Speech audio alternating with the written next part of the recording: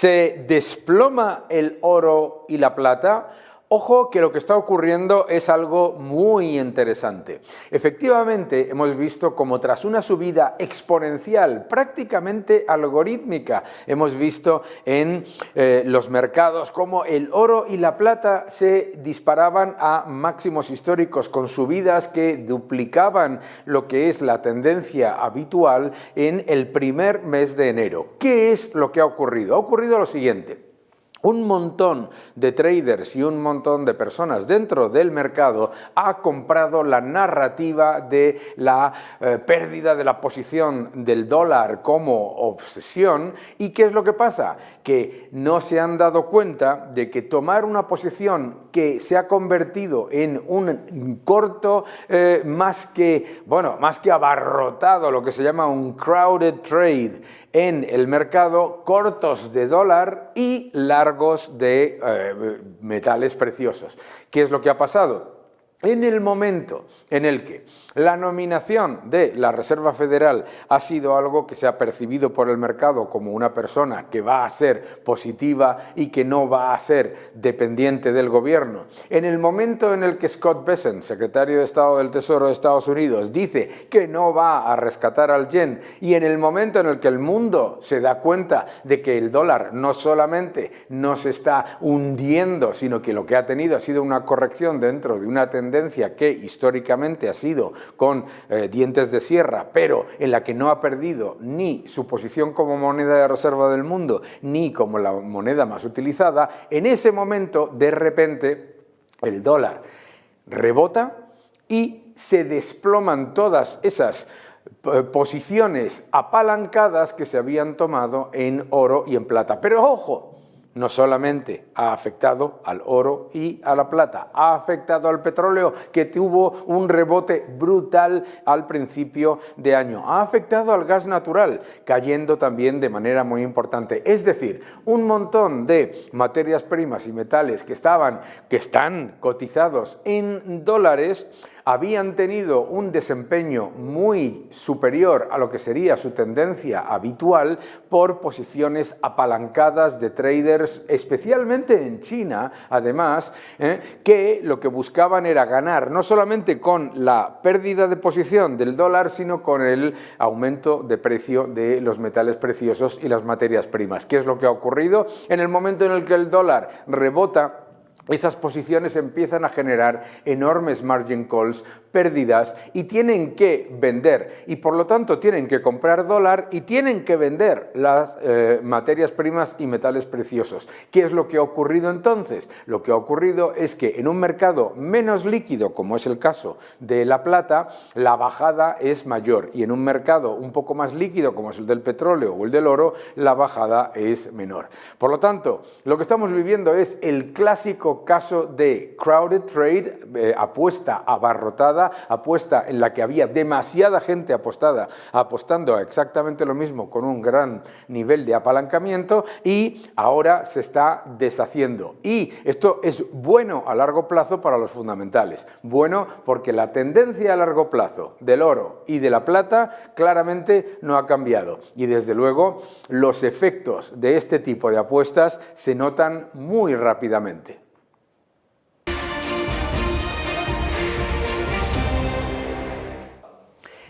Vivimos en España un entorno económico de exuberancia. El gobierno habla de una economía que crece mucho más que la media de la Unión Europea y que es la que más crece después de Estados Unidos. Lo que no dice, por supuesto, el gobierno es que Estados Unidos crece reduciendo el gasto público y la inmigración, y España aumentando la inmigración y el gasto público. Eso es importante. Y el PIB per cápita se mantiene estancado, etc. Para hablar de todo esto, de lo que tanto hemos hablado, que siempre es un gusto tener en nuestro programa, está con nosotros José María Figaredo, que es responsable de Economía de Vox. ¿Cómo estás? ¿Qué tal, Daniel? Un placer, muchísimas gracias por la invitación. invitación. Sabes que estás en tu casa. Vamos a hacerle a la gente una imagen de dónde está España ahora mismo y cómo se conjuga el hecho de que el gobierno esté dando esta información de auténtico cohete con lo que percibe el ciudadano, ¿verdad? Claro, la realidad en España, a ver, España tiene dos panoramas que son muy distintos entre sí. El panorama macro, que es el resultado agregado, y luego el panorama micro, que es el individual de cada una de las personas que se encuentran en España. Pensad que en España nos encontramos en una España de prácticamente 50 millones de habitantes. Nunca jamás España se había encontrado en esta situación. ¿Qué supone esto? Que tienes una población muchísimo más grande de la que nunca jamás habías tenido, y esa población consume. Eso es. Consume vivienda, consume contratos de teléfono, consume contratos bancarios, consume en el mercado al ir a comprar, consume en general. ¿Qué hace esto? Que los números agregados, las cifras agregadas de España vayan hacia arriba, porque cada día tienes un consumo adicional que entra por cada gota de nueva inmigración que va accediendo Y eso a España. es importante porque, claro, ha aumentado la población en más de 2 millones de personas y no solamente es lo que consumen en ir a la compra, como tú dices, etcétera, sino que suponen mucho mayor gasto público que suma al Producto Interior Bruto también. Miren, esto tiene varias aristas, pero bueno, la realidad es que en infraestructuras y en servicios públicos en España no se ha incrementado sustancialmente el gasto, solo se ha incrementado en capítulo 1, que es contrataciones, Claro. que es una cosa que además maquilla las cuentas de trabajo porque cada vez hay en España más funcionarios. Cifra muy interesante, que todos se queden con ella, en España a día de hoy ya hay más funcionarios que autónomos. Ya hay más funcionarios que autónomos. 3,5 millones de funcionarios y ha bajado el número de autónomos. Es una cosa, una cifra Casi lamentable. medio millón, ¿eh? Bueno, entonces, al haber muchísima más gente, mayor consumo, hay cifras que aparentan estar mejor. Las ventas de grandes compañías, muchas de ellas van mejor. El IBEX en el último año se ha multiplicado su valor. Estamos en un IBEX en 17.000 puntos que nunca había sucedido en España. Entonces, la realidad Bueno, pero es eso que también hay que recordarle a la gente que el 60% de los ingresos del IBEX vienen de fuera, ¿eh? Que el IBEX no son empresas ya españolas. Sí. No quiero, lo quiero poner solo Sí, como una te imagen, entiendo. como un ejemplo. No digo que la correlación sea exacta, pero como un ejemplo. Ya. Sin duda, a las compañías de teléfonos en España les va mejor, a las compañías eléctricas les va mejor, a muchas de las compañías de consumo, de venta del día a día también les va mejor. ¿Por qué? Porque hay mucho más consumo. Sin embargo, el español medio cada día gana menos. Porque la realidad es que aunque el PIB se incrementa en bruto, si hacemos el análisis del PIB per cápita, por cada español, por cada persona que está en España, la situación va cayendo. De hecho, han publicado recientemente una gráfica que no dice nada nuevo, pero en los últimos 30 años el salario real medio en España está totalmente estancado. Llevamos 30 años, piénsenlo todos, 30 años de salarios estancados. El empobrecimiento es mayúsculo. Y salarios estancados mientras que el nivel de vida va subiendo, que los servicios se deterioran, que las dificultades para llegar a fin de mes cada día son mayores. Si hacemos esta comparativa con otros países, Estados Unidos el salario medio se ha multiplicado. Claro. Polonia, Hungría, el salario ha crecido muchísimo. En Alemania, en Francia ha crecido menos, pero desde luego ha crecido. España está totalmente estancado. Nos encontramos en uno de los niveles más bajos de la OCDE. Y esto redunda en un empobrecimiento generalizado de los españoles. Fíjate qué interesante esto que acabas de decir, porque claro, la gente efectivamente dice, oye, a mí me lo dicen, ¿no?, por la calle, si la economía va tan bien, ¿por qué es cada vez más difícil comprar? Y claro, efectivamente, el consumo aumenta, pero las cosas que compran son distintas. Se ha desplomado el consumo de merluza, por ejemplo, ¿no? Otra cosa interesante es esta, dices, claro, los salarios reales, los salarios medios no se han movido, pero es que los salarios reales netos, decir, después de impuestos, han caído. Y claro, un montón de gente dice, oiga, échele la culpa a los empresarios, no al gobierno. No, échele la culpa al gobierno, que es el que está llevando a cabo las políticas que hacen que la productividad no crezca y por lo tanto los salarios no crecen, y al no crecer los salarios y encima de dispararte los impuestos, vas y los salarios reales netos bajan, ¿no? Hay otro gráfico muy interesante en el que nos indica cómo la realidad de los salarios en España es que los salarios netos reales han caído un 3,8%, es decir, estamos en lo que sería desde el año 2018, primer trimestre de 2018, el salario neto real actual es un 96,8, o sea, un 3,2% de caída en estos años. Pero, sin embargo, la recaudación tributaria asociada a estos salarios es un 114,9%, o sea, ha crecido un 14,9%, la recaudación en cotizaciones es un 5,1% mayor. Es decir, se ha incrementado la recaudación. Claro. Y sin embargo el salario real ha bajado. ¿Por qué? Porque la presión fiscal ha subido muchísimo, el estancamiento salarial, que la inflación que lo devora, en definitiva. empobrecimiento para los españoles. La hacienda pública cada día recauda más, pero los españoles están cada día peor. Y lo cierto es que en esta tesitura nos encontramos además con la otra cara de la cuestión. El panorama macro crece porque ha entrado en España desde el 2018 básicamente entre 2,5 millones y 3 millones adicionales de personas, inmigración neta recibida. Estos son la parte legal. La parte ilegal no existen cifras. Bueno, estamos en esas cantidades. Y en esas cantidades lo que nos encontramos es que la presión sobre la demanda general es brutal. Claro. Vivienda. Claro. Tú al final te encuentras con que cada año en España se crean muchos más hogares. Creación de hogares es una figura que representa nuevas entradas al país, divorcios, niños que se independizan. O sea, al final, personas que se convierten en demandantes de una vivienda. Se crean muchos más hogares que viviendas construidas. Claro. ¿En qué te encuentras? Casi el doble, además. Demanda Casi, disparada, oferta raquítica. Esa oferta raquítica, que además normalmente el primer hogar que se constituye se suele constituir con alquiler. Claro. Tú llegas de un inmigrante cualquiera que llega, no tiene normalmente capacidad para adquirir, salvo, otra cuestión que vamos a hablarlo ahora, un chaval que se independiza, lo mismo. ¿Y qué has hecho con el alquiler? Has constreñido la oferta de alquiler. La relación de viviendas anunciadas para alquiler en Idealista a día de hoy es la mitad de la que estaba alquilada o anunciada hace, ¿no? Creo que son 5 años el lapso, la mitad. Se nota. La aprobación de las leyes de vivienda de este gobierno ha supuesto una retirada masiva de vivienda del mercado de alquiler. Tienes una inseguridad tremenda, al final, piensen todos también quienes nos escuchen, el 90% de las viviendas en alquiler en España están en manos de particulares. Entonces es pues su suegra, la abuela de no sé quién, alguien que tiene un piso adicional para alquilar. ¿Y qué hacen? No alquilarlo. Claro, pues están aterrorizados.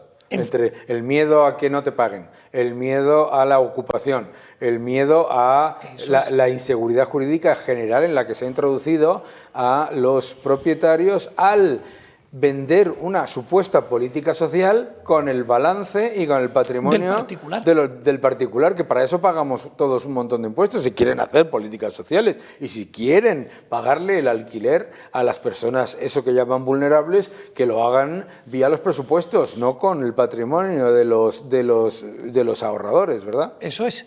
Y entonces al final lo que nos encontramos es con una vivienda, una oferta de vivienda raquítica y una demanda disparada. Claro. Y esa demanda disparada tiene dos caras que la convierten en una amenaza terrorífica. Por un lado, por la parte baja, los españoles más vulnerables, que normalmente hubieran sido beneficiarios de las viviendas sociales que hubiese, pocas o muchas, pero hubiesen sido ellos los beneficiarios, de repente se encuentran con que han accedido a España, pues eso, casi 3 millones de personas que normalmente están en una situación económica peor que ellos. Y entonces entran más rápido. De tal forma que los españoles empobrecidos ya no tienen derecho a una vivienda social. Lo tienen esos inmigrantes que están en una situación económica peor, que tienen unos baremos superiores. Y por otro lado, tenemos a gran parte de fondos extranjeros o de extranjeros con mucho dinero que se han beneficiado de algunas políticas fiscales mejores que las que tienen los propios españoles, que adquieren vivienda de alto poder adquisitivo por arriba. ¿Qué sucede eso?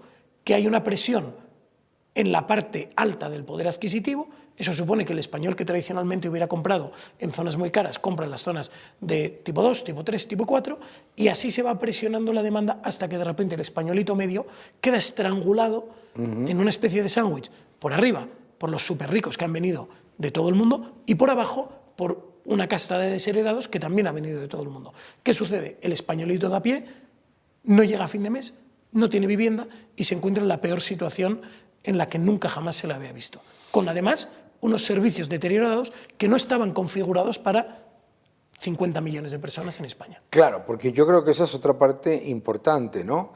Ya me hubiera gustado a mí que en España se llenase de súper ricos, pero bueno, yo lo que veo que es increíble es que con una recaudación récord y el gobierno que más está recibiendo de dinero en cuanto a fondos Next Generation, etcétera, el mayor estímulo fiscal y monetario de la historia, los servicios públicos lo único que hacen es empeorar. Se ha acostumbrado a la gente a que el tren llega tarde, el tren traquetea, los servicios son malos. Bueno, en el tren te juegas la vida. Sí. Que eso estaba fuera del panorama. Fíjate que yo lo que me pareció alucinante en los 2 últimos años ha sido cómo poco a poco te has ido acostumbrando, yo voy mucho en tren, poco a poco te has ido acostumbrando a, primero, a que vas a salir tarde. Segundo, obviamente a que no vas a llegar a la hora. Tercero, a que te tienes que tomar un paracetamol porque el tren va todo el tiempo traqueteando y te vas poco a poco acostumbrando, ¿no? Es un desastre. Pero eso sucede no solo con las infraestructuras Ferroviarias, ferroviarias. sino, bueno, Quien vaya por carretera, no sé si nos escuchará algún transportista por carretera. Claro. La situación de las carreteras españolas es terrorífica. Y además las carreteras españolas, que cualquiera diría, bueno, al menos son gratis. Bueno, si algún asturiano nos está viendo, Claro. el peaje del Huerna lo han subido este año. Lo han subido de otra nuevo, a pesar de la promesa socialista de quitaremos el peaje del Huerna, los gobiernos socialistas autonómicos siempre lo prometen. Y los gobiernos socialistas de España también. Y sin embargo, el peaje del Huerna no solo sigue, sino Claro. que además ha subido. Claro. Ha subido a pesar de que la carretera está en un estado lamentable. Hubo un argallo hace pues un año. Cayó una parte de la carretera y siguen sin haberlo reparado. Fíjate. Siguen con una desviación hecha en la autopista. Y a pesar de eso, te cobran más que nunca. Esa es la situación de España. Y fíjate otra cosa que a mí me alucina, que es el colapso de la red eléctrica. Que es que ya nos hemos acostumbrado a que todos los meses Red Eléctrica tiene que apagar a la industria, los que se llaman clientes interrumpibles, apagar a la industria para evitar apagones, lo cual cuesta millones de euros a España y a las empresas y, por supuesto, bueno, esas empresas reciben una compensación, pero no es ni comparable a que no puedas producir, obviamente. Nos hemos acostumbrado a que Red Eléctrica, el 80% de las solicitudes de conexión de la industria no se atienden. Hay 350.000 viviendas, volviendo a lo que tú decías, que no tienen acceso a electricidad. Es que eso es otro cuello de botella brutal, ¿no? Pero todo el mundo tiene que entender que al final la falta de infraestructuras en un país tiene consecuencias muy graves. Claro. Al final esto está siendo un cuello de botella tanto para la industria como para la vivienda, que son puntales esenciales del bienestar en España. Si no tienes industria, poco a poco el empleo va cayendo en España y caerá. Y caerá. Esa es la situación, esa es la realidad. Y a su vez, si no tienes vivienda, los precios de la vivienda seguirán disparándose y al final el acceso a la vivienda se va a convertir en prácticamente imposible, sobre todo para las clases medias en España, que es, por cierto, lo que mueve un país. Claro. Un país sin clase media es un Estado fallido. ¿Estamos viviendo en España, según tú, una destrucción de la clase media? Sin duda ninguna. Claro. Y para que todos nos entiendan, antes Daniel lo has mencionado de pasada, en España hay una estadística y es que en los últimos años ha caído el consumo de pescado fresco, verduras frescas, hortalizas, frutas, aceite de oliva. Ese consumo está cayendo. A pesar de que estamos en una España de 50 millones de habitantes, el consumo total de estos productos cae. Yo me he dado cuenta, yendo al supermercado, de mirar a lo que compra la gente, y yo vivo, debo decir, en un área que se supone que es privilegiada, viendo lo que compra la gente, cómo ha cambiado el porcentaje de los paquetes que son lo que compras en la carnicería fresca, en la pescadería, etcétera, ¿sabes? Que es un paquete... Frente a los envasados. Frente a los envasados. Pero es que, sin embargo, se ha multiplicado el consumo de arroz, el consumo de pasta y el consumo de aceite de girasol. Claro. En España, a su vez, tengan estas cifras, empobrecimiento del español. Sí. Y al otro lado, se han multiplicado las plazas en colegios privados, universidades privadas y el número de beneficiarios de un seguro privado. ¿Y esto por qué es? ¿Porque al español le apetezca gastar? No. Porque los servicios públicos ya pagados con tus impuestos, que antes te prestaban el servicio, cada vez son más defectuosos, más insatisfactorios y mucha parte de la población se ve obligada a acudir a una solución privada. Claro. Esa es la realidad. Entonces tenemos empobrecimiento de los españoles, destrucción de los servicios públicos que anteriormente garantizaban, vivienda absolutamente inaccesible, industria en caída libre y, mientras tanto, salarios reales estancados. Claro. La situación en España es catastrófica y esto va a acabar pinchando por un lado u otro. Bueno, yo creo que lo que pasa es que está pinchando, pero como está pinchando de manera lenta, te venden el dato macro agregado, mientras todo el mundo va acostumbrándose, como los cangrejos en el agua caliente, se va acostumbrando a que los servicios públicos son una basura, a que lo que está pagando de impuestos cada vez sea mayor y además que cada vez sea más pobre. Ese empobrecimiento lento es brutal, porque claro, se ve en generaciones, ¿no? Yo creo que ese es un gran problema. Y comentabas una cosa que me gustaría... claro, estamos hablando toda esa combinación de cosas. Pero inmediatamente lo que te dicen es, oiga, es que, ¿y usted por qué dice entonces que hay que bajar los impuestos? ¿De acuerdo? Claro, es que lo que muy poca gente se da cuenta es que el deterioro de las infraestructuras no viene porque se paguen pocos impuestos, sino porque la cantidad de dinero que se genera para el sector de infraestructuras se va a gasto clientelar y a toda esta cantidad de gastos completamente innecesarios. Solo por poner un ejemplo, en España, en el año 24, aún no tenemos las cifras del 25, en el año 24 se gastaron 42.000 millones de euros en subvenciones directas. 42.000 millones. Es que solo tenemos las que están por encima de 100.000 euros. Es que es una Todas barbaridad. aquellas que están en 99.999,99, esas no aparecen. Por encima de 42.000 millones de euros. Es una salvajada. Y solo eso ya te resolvería pues, una bajada del 50% del IRPF, por ejemplo. Claro, y 5.000 millones que se gastan al año en Agenda 2030. Ya me explicarán ellos para qué hay que gastar 5.000 millones en Agenda 2030. 4.500 millones en asuntos económicos, que es cualquier cosa. Claro. 10.000 millones en transición ecológica, para luego... Pero más detalles. Miren, las comunidades autónomas, ya saben que en España es un Estado que está descentralizado, entonces una parte de la financiación nacional se dedica directamente a las comunidades autónomas. Entonces la financiación de las comunidades autónomas son aproximadamente 280.000 millones de euros al año. Quédense con esa cifra, 280. Estos son datos del año 24, 280, más o menos. De ese importe que se da a todas las comunidades autónomas, se gasta en sanidad, justicia, educación, dependencia y seguridad, que podemos convenir que son más o menos lo esencial. Las comunidades autónomas, en esas partidas que son las esenciales, se gastan aproximadamente 130.000 millones de euros. Fíjate, ¿Dónde está el resto? 150, ¿eh? ¿Dónde está el resto?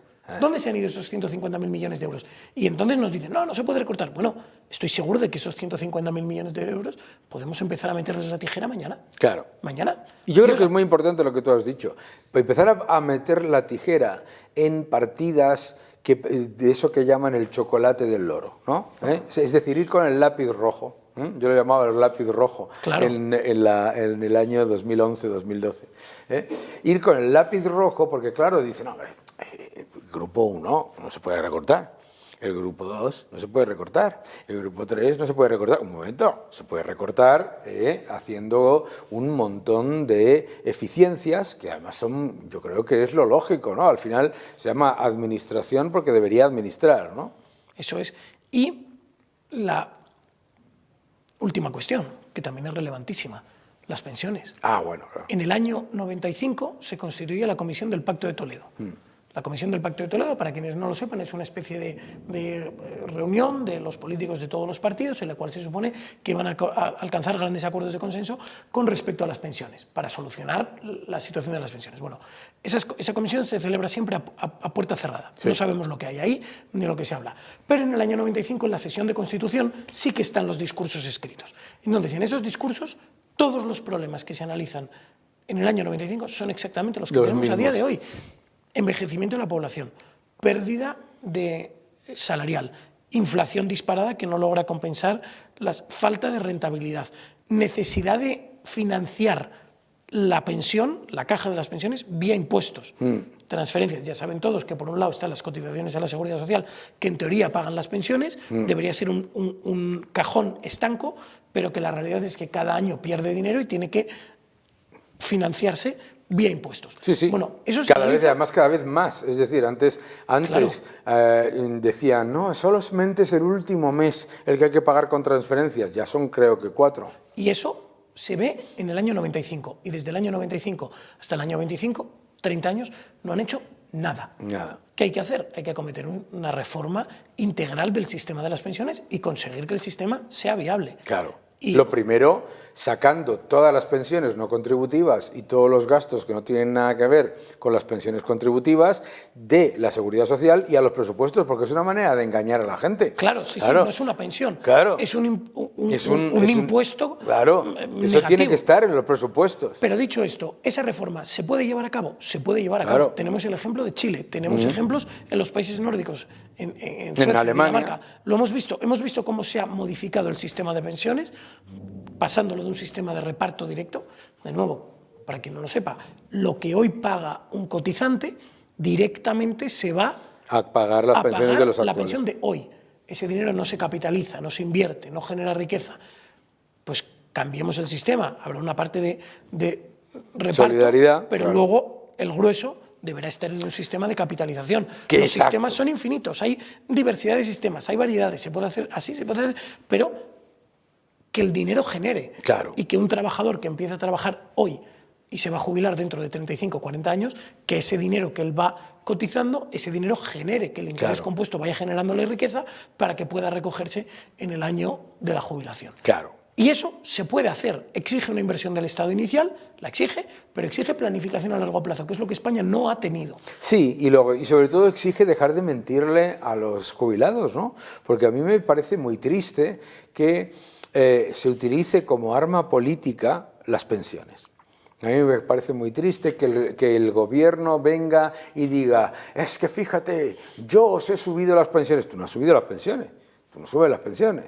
Las pensiones, si las estás subiendo por encima de lo que hay, las estás endeudando, que es lo que está haciendo este gobierno, ha multiplicado por 4 la deuda de la Seguridad Social, ¿eh? Si nos escucha algún pensionista, es importante que entiendan esto. Cada vez que el gobierno hace una promesa de subir las pensiones sin adoptar las reformas necesarias, lo que está haciendo en realidad es debilitar un poco más el sistema. Claro. El gobierno sabe que a este ritmo, en 10, 15 años, como sigan así, se acaban las pensiones. Y ahí hay una cosa que a mí sí me interesa, porque claro, este gobierno ha tenido la desvergüenza de hacer esta política de populismo con las pensiones, multiplicando por 4 la deuda de la Seguridad Social, pero se ha comprometido con Bruselas a que en el año 2028, si las cuentas no cuadran, va a haber que hacer un cambio estructural. Claro, pero es que el Partido Socialista sabe que la probabilidad de que él esté en el gobierno en el año 28 es muy baja. ¿Ves? Entonces, claro. ¿Qué es lo que ha pasado en Le España? está pasando... Pero es lo que ha pasado en España durante décadas. Tú adoptas medidas sabiendo que el que se enfrente a las consecuencias será el siguiente. La cola del y a ti te da Starbucks. igual. Y tú dices, oye, mira, transporte gratis para todos. Claro. Y de repente se ven las consecuencias. Claro. Pensiones, subo las pensiones, lo que haga falta. Y de repente se ven las consecuencias. Claro. Esa es la realidad. Ahora, el problema ahí, si nos ponemos en la tesitura, es que ese es el momento...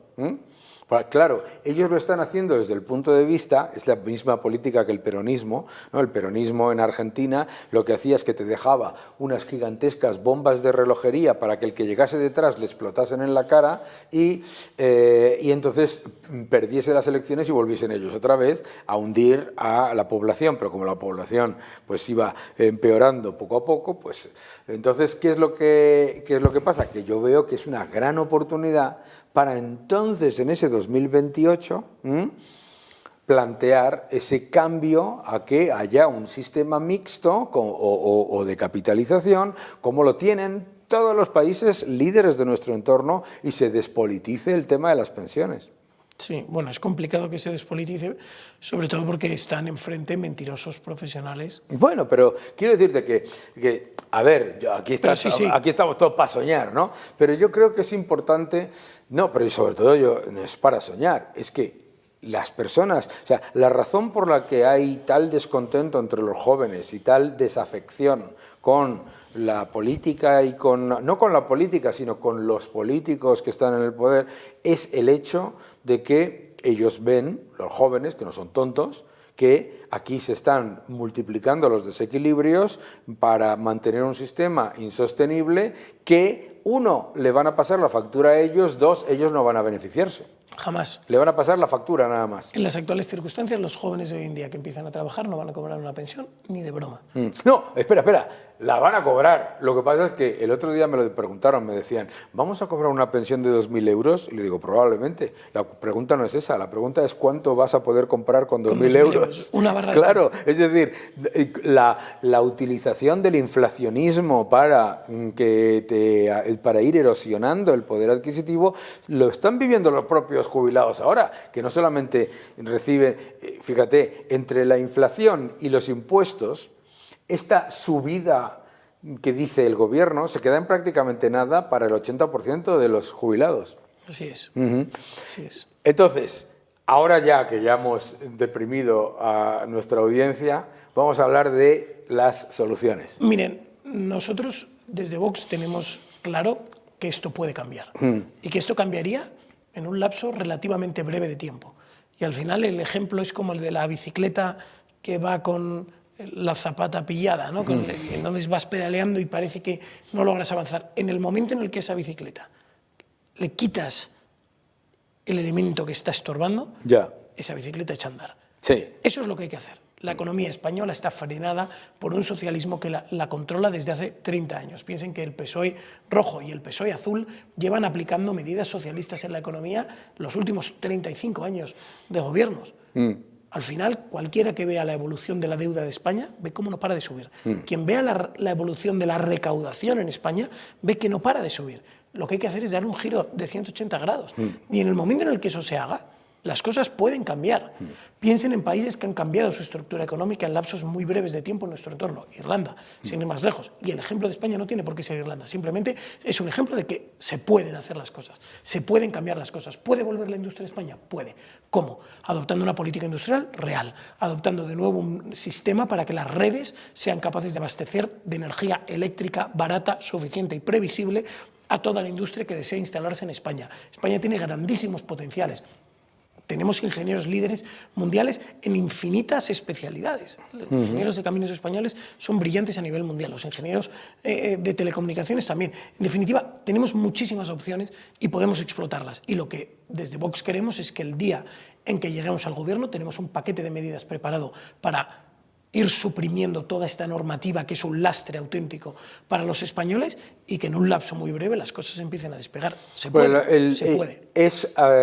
La idea es como en Irlanda, como en Argentina, como en Estados Unidos, que no solamente se controle el gasto y se reduzcan los impuestos, sino que además se crezca más. O sea, es doble. Claro. Eso es, ¿no? Eso es. Bueno, y el crecimiento en los análisis económicos que nosotros hacemos, el elemento del crecimiento, que eso es lo típico en los programas políticos, nosotros tenemos un cálculo del gasto que prevemos eliminar, macheado con el ingreso que estamos dispuestos a reducir. Claro.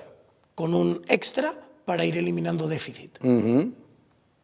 No incorporamos el mayor crecimiento que creemos que tendría la economía. En las estimaciones de consolidación fiscal no incluís mayor crecimiento. Es decir, son unos cálculos absolutamente prudentes. Eso está bien, claro, eso está bien, porque luego, claro, eso es importante para no fiarlo al crecimiento económico exclusivamente, pero es que es verdad, es que, a ver, claro, España ahora mismo te está dando un crecimiento de Producto Interior Bruto per cápita del 0,8%, es decir, 0% de aumento con respecto a la media de la eurozona en PIB per cápita. El PIB sube, como te has dicho, inmigración, fondos europeos, todo eso, como para no crecer, ¿entiendes?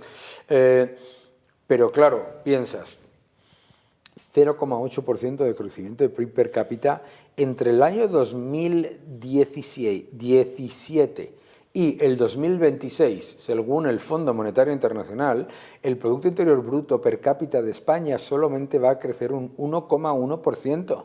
Es un desastre. Estamos hablando de una década perdida, de flat, eso con el aumento de gasto público. Entonces dices, que España no puede tener un crecimiento de PIB per cápita de 1,9, 1,8 como mínimo, como es el caso de Estados Unidos, ahora, ¿no? Fíjate, en Estados Unidos era por debajo de 1 y en un año ha pasado a 1,9, ¿sabes? Entonces yo creo que eso es muy importante, que la gente vuelva a tener también un poco de ilusión por un proyecto de España que no sea el de...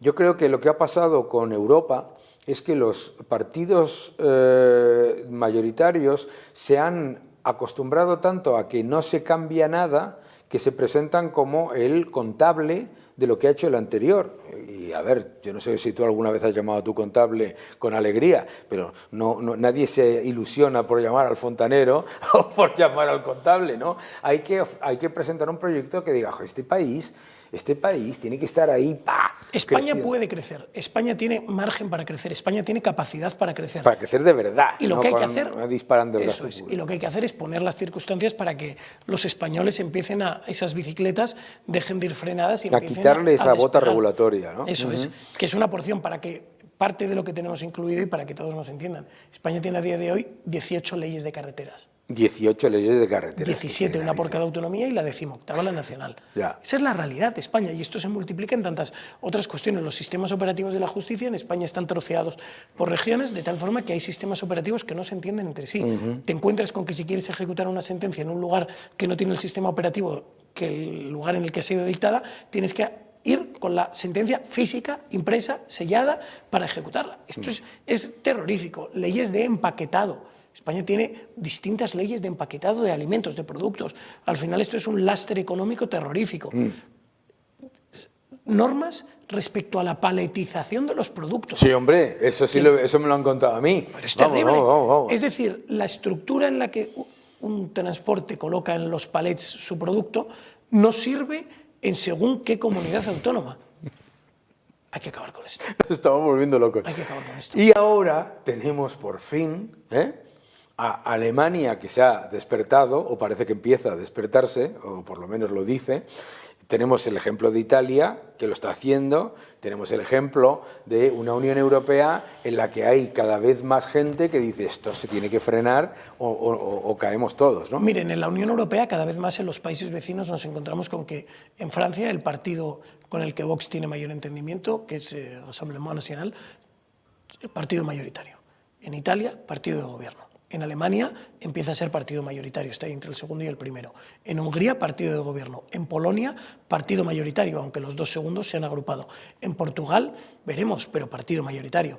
Esa es la realidad. Europa está cambiando. Sí. Y Europa va a dar un giro y el péndulo va a pasarse al otro lado. Y las cosas están cambiando. Así que, por favor, que todo el mundo tenga muchísima esperanza, porque las cosas van a cambiar y España volverá a la senda del crecimiento más pronto de lo que se esperan muchos. José María, muchísimas gracias por venir al programa. A ti, Daniel. Y nosotros nos vemos la semana que viene. Muchísimas gracias.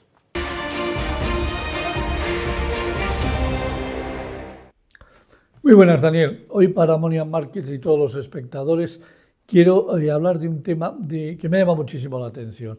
María Jesús Montero, desde el Ministerio de Hacienda, ha sacado una nota de prensa diciendo que las cosas van fenomenal porque hemos sido capaces de reducir el déficit de la administración pública del Estado en un 37% en los 11 primeros meses del mes. Vamos a ver lo que dice la nota, porque la nota es para enmarcarla. Dice que la Administración Central del Estado y sus organismos autónomos han generado un déficit de 30.000 millones, 8.000 millones menos que el año pasado, sí.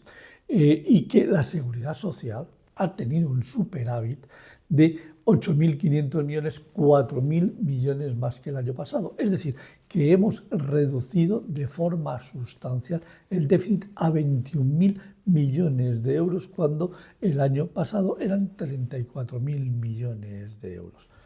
Joder, no está mal, reducir en 13.000 millones de euros el déficit y dejarlo solo en 21.000 millones suena como muy apetecible. Ahora bien, aquí hay cosas que no cuadran. Primero, superávit en la Seguridad Social de 8.500 millones, si hemos tenido que transferirles 45.000 para poder pagar y han tenido que pedir 10.000 millones de euros en deuda nueva? ¿Cómo es posible que si les hemos tenido que mandar 45, si solo estemos dando 30.000 en la Administración General del Estado? Es decir, que han tenido superávit en la Administración General del Estado. No, eso es imposible. Pero es que más imposible es, fíjate, 21.000 millones de déficit en 11 meses. ¿Sabes en cuánto se ha tenido que incrementar la deuda de la Administración General y de la Seguridad Social en conjunto con respecto a noviembre del año pasado? 117.000 millones de euros. Es decir, que para tener que pagar 21.000 millones de déficit hemos tenido que pedir 117.000 millones de euros. Aquí solo ha podido pasar dos cosas. Una, que Carlos Cuerpo sea idiota y se haya pegado un pasote en comprar deudas de forma innecesaria, en emitir deuda de forma innecesaria. No veo yo al ministro de Economía demasiado idiota, sino todo lo contrario. Otra cosa es que no comulgue ni comulguemos con su forma de manejar los temas. O dos, es que María Jesús Montero y el Ministerio de Hacienda nos miente con la cifra de déficit. No puede ser que con un déficit de 21.000 millones de euros este país haya tenido que pedir prestados en deuda nueva 117.000 millones de euros. Se ponga María Jesús Montero como se llama. Esto es imposible. Así que, si tú tienes alguna explicación, me encantaría escucharla, y si además se la cuentas a todos tus espectadores, no me avises, no dejes de avisarme, porque quiero que esto sería infalible, sería para el Premio Nobel de Economía. No hay manera de justificar 21.000 millones de déficit y 117.000 de deuda nueva.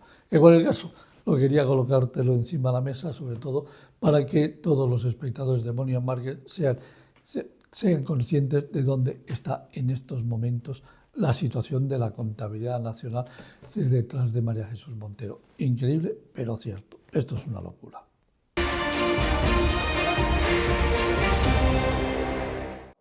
Volatilidad en el mercado y algunos cambios relevantes, pero en general la tendencia a largo plazo no cambia. Vamos a ver qué es lo que ha ocurrido con los gráficos de la semana. Empezamos. Fortísima corrección de la plata, una caída brutal generada por esas apuestas apalancadas que buscaban no solamente que subiese la plata, también el oro, y que además tenían como contrapartida una posición neta corta en dólares.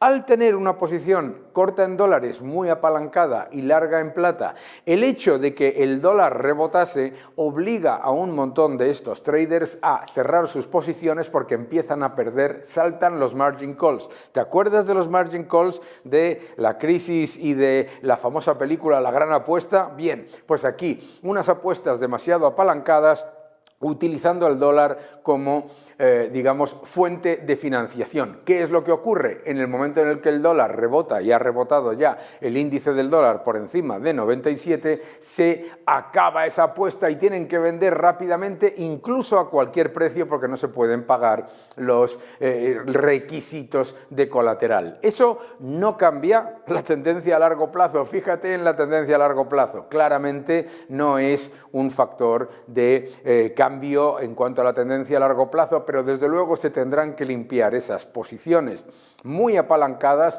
para que vuelva a retomar una tendencia que tenga más que ver con los fundamentales y menos que ver con esa narrativa antidólar que ha consumido al mercado plañidero con esas visiones completamente maniqueas con respecto al presidente Trump y a Estados Unidos. Vamos al siguiente gráfico.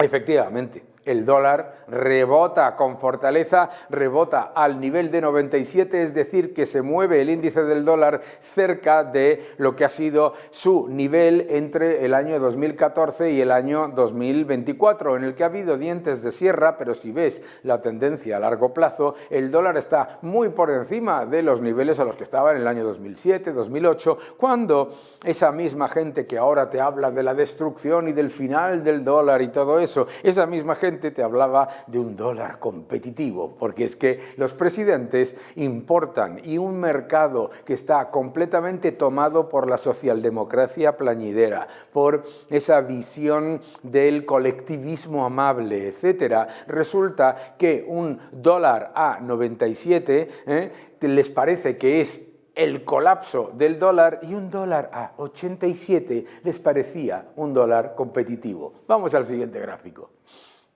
Y efectivamente, la evidencia empírica de que no hay un abandono del dólar está en la demanda de los bonos de Estados Unidos. La demanda de los bonos de Estados Unidos no solamente está a niveles muy potentes, sino que ha aumentado. Fíjate, en el caso del bono a 2 años de Estados Unidos, la demanda 2,5 veces la oferta. En el caso del bono a 10 años y del bono a 30 años de Estados Unidos, la demanda por parte de inversores 2,4, 2,3 veces. Es decir, dentro de lo que es una demanda que duplica a la oferta, duplica, importante, ¿no? Todo eso de la desdolarización es un cuento. Vamos al siguiente gráfico.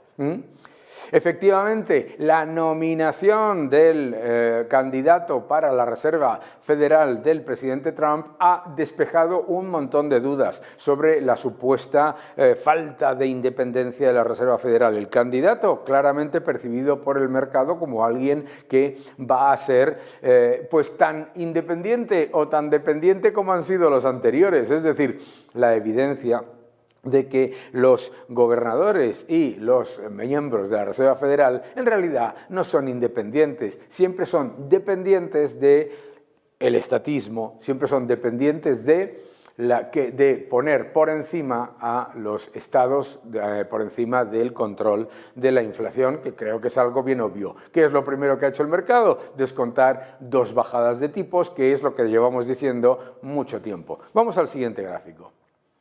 En el siguiente gráfico, además, otra mantra que se hunde. Se disparan los aranceles. La evidencia, gracias a Thornton Slock de Apollo Research, es que las presiones arancelarias no solamente no están subiendo, sino que se mantienen completamente estables. Ahí lo puedes ver como la media de la tarifa efectiva de los aranceles efectivos en Estados Unidos se mantiene perfectamente estable, y eso es lo que se ha acordado en los acuerdos comerciales. Vamos al siguiente gráfico. En este gráfico, otro factor esencial para entender por qué el mercado continúa en posición alcista a medio y largo plazo. No hay un gran cambio. ¿Por qué? Porque las condiciones financieras son muy laxas. Vamos al siguiente gráfico. Y en este siguiente gráfico lo que podemos ver es que la eurozona empieza a mejorar ligeramente.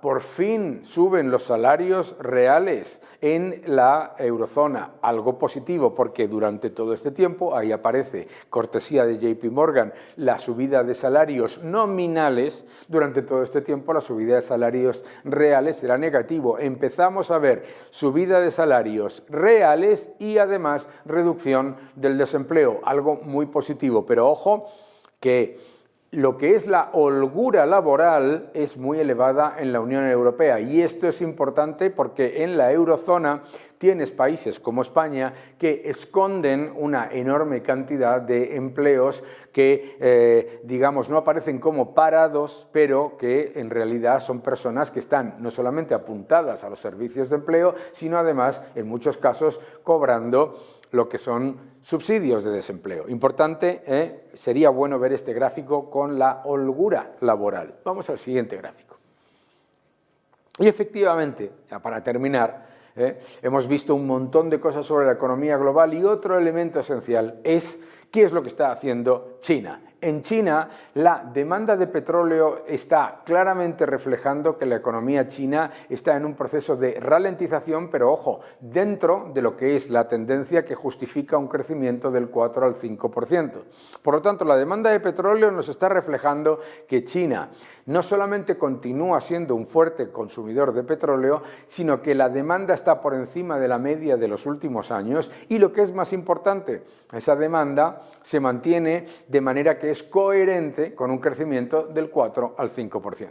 Por lo tanto, ¿qué es lo que hemos visto esta semana? Hemos visto, uno, que el movimiento agresivo del dólar y la plata ha venido de unas apuestas apalancadas en contra del dólar que inmediatamente han tenido que darse la vuelta. Hemos visto que el crecimiento global se mantiene relativamente estable, pero claramente lejos del nivel de recesión, que China crece por encima de ese 4% y que la nominación a la Reserva Federal no ha sido ese elemento de disrupción de mercados que algunos esperaban. Sigue defendiendo la libertad.